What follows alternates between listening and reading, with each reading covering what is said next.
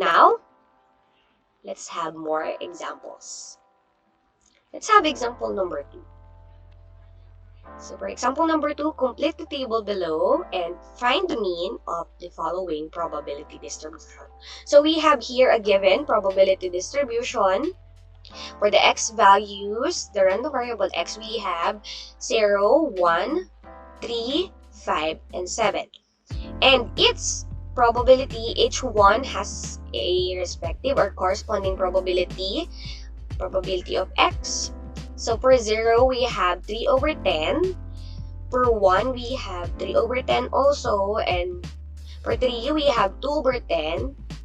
For 5, the probability that we have a value of 5 is 1 over 10. And lastly, for 7, we have a probability 1 over 10. Again, to verify if your probability distribution is correct, just simply get the sum of your probabilities. The sum of your probabilities should be 1. So this we have 3 plus 3, that is 6 plus 2, that is 8 plus 1 plus 1, that is equals to 10, and then 10 over 10, that is simply 1. So now let's solve that, the mean of that probability distribution. So again, example number 2, we have this probability distribution table. So for the third step, since we have the probability distribution, so we already have the first step and second step. Let's now move for the third step, which is getting the product of your random variable, the value of your random variable and its probability. So let's multiply first 0 times 3 over 10. That is equals to 0. And then 1 multiplied by 3 over 10, that is simply 3 over 10 multiplied 3 by 2 over 10, its probability, it's equals to 6 over 10. So simply 3 times 2, 6 over 10. And then 5 multiplied by 1 over 10, that is 5 over 10 or 5/10. And then 7 multiplied by 1 over 10, that is 7 over 10. So we hope we already have the products. Now for the fourth step, we need to get the sum of this product. So again, this is our formula. Summation of x sub n. So the n is the total number of our outcomes. And then multiplied by its probability. And then we have the mu or the mean is equals to 0 plus 3 over 10 plus 6 over 10, plus 5 over 10, and plus 7 over 10. So the answer, or the mean we have, or the sum of products, is equals to 21 over 10. So we just simply add the numerator, since our denominator are all 10. So we have same numerator. So the mean is 21 over 10, or equals to 2.10 or 2.1. Now, what do we mean by this mean? So that mean that we've got is the mean of the distribution, or the mean of the probability distribution given. Again, therefore, the mean of the probability distribution is the computed value, which is 2.1. Let's have next example. So for example 3, we have this 2014 Philippine census on the size of household. So there's a data for the Philippine census on the size of households. So we have here the table shows the sizes of the household in a certain community and their corresponding probabilities. Now, the problem is we need to compute for the expected value. So the expected value is also the mean.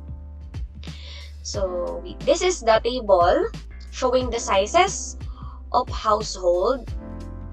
So there are families, or there are household which has 1 member, 2 members, 3 members, 4 members, 5 members, and 6 members, and 7 members. So there's up to 7 members. Those are the size of households. And the probability according to the census for each size, these are the probabilities. So for 1 member, the probability that there is 1 member in a certain community is 24.5%. The probability that there are 2 members is 32.8%. The probability that there are 3 members is 10.2%. And the probability that there are 4 members is 7.5%. Per 5, there is 8.75%. Per 6, there is 7.25%. And per 7, lastly, there is 9%. Now, let's solve the problem and compute for the expected value, or simply the mean, of this probability distribution, or the probability distribution of the size of household for the 2014 Philippine Census.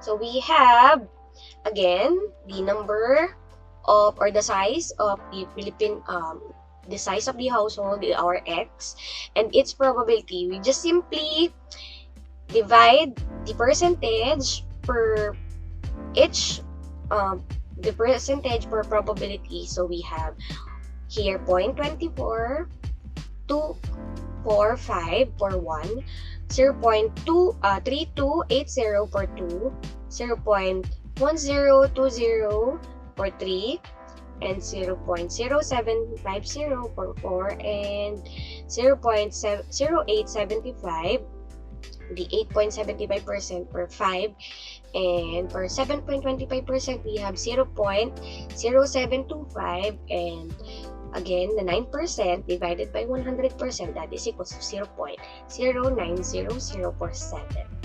So now, since we have this probability distribution, we are going to move for the third step.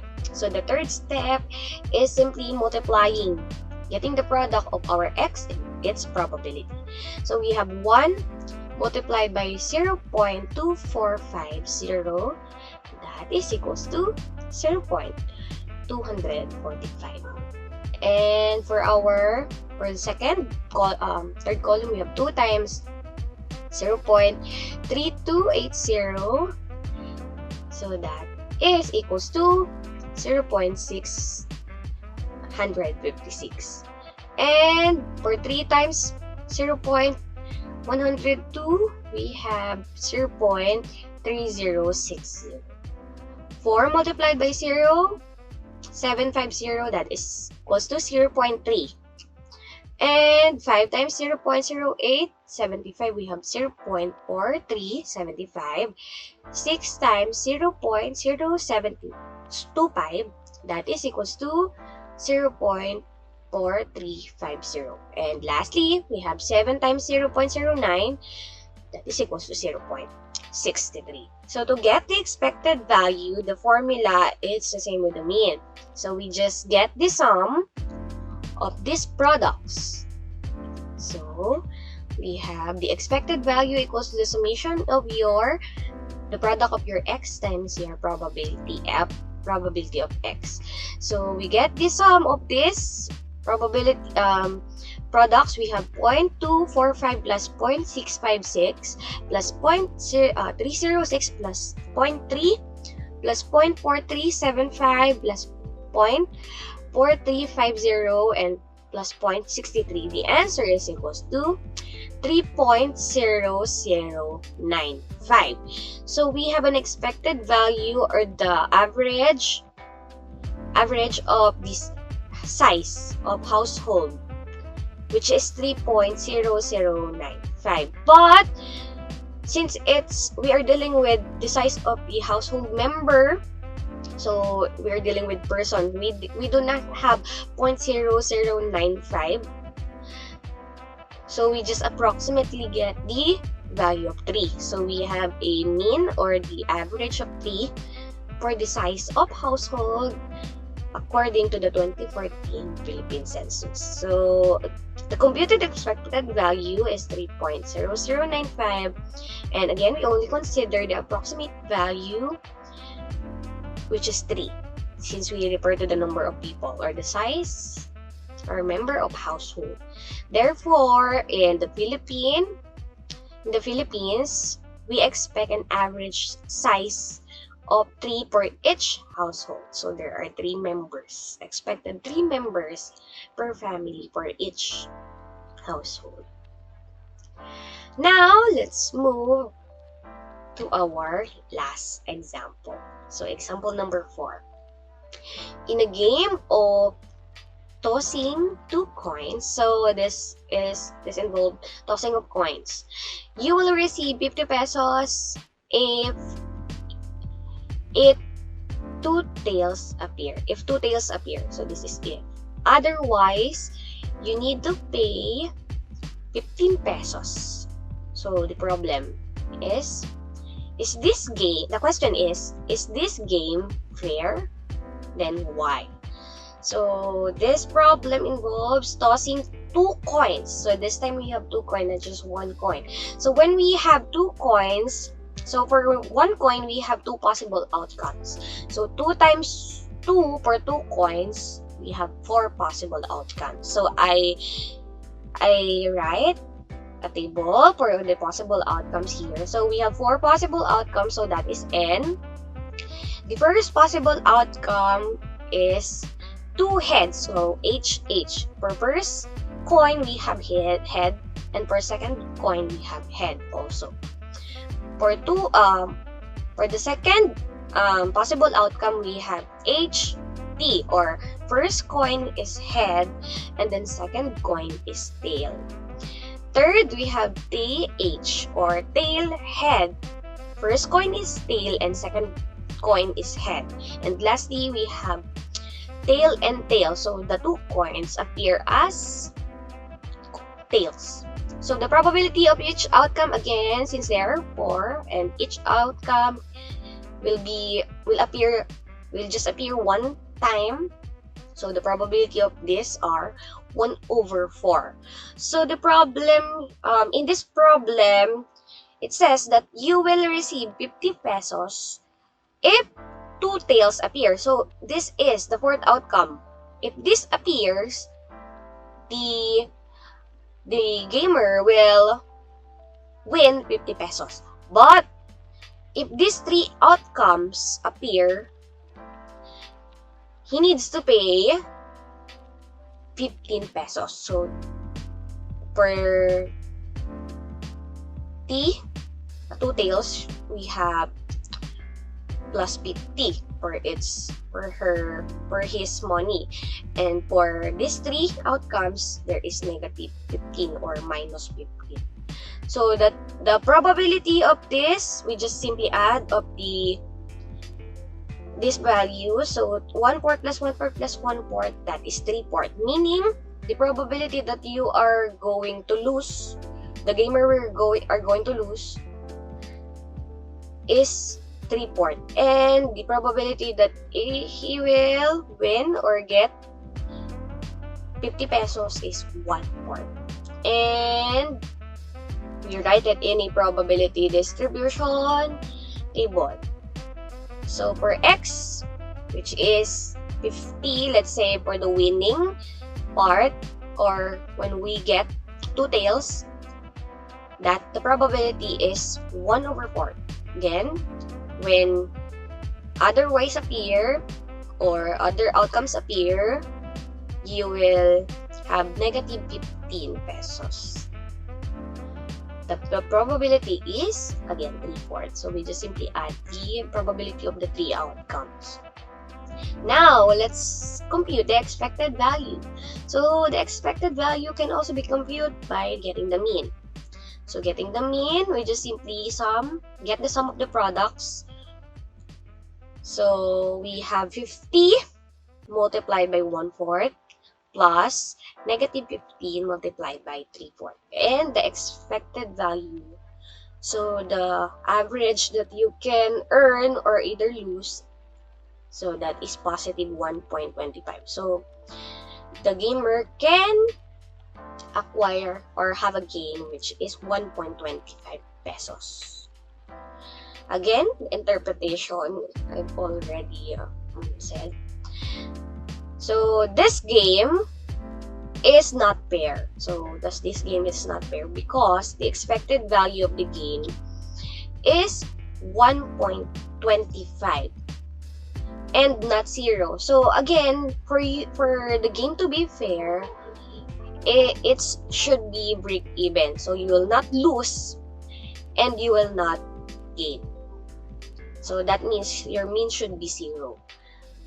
And in this, the mean that we got, it means that if you play this game several times, the average gain you will get is 1.25 pesos. So those are problems involving those are example problems in getting, illustrating, calculating the mean of a discrete probability distribution, or simply getting the mean of our probability distribution.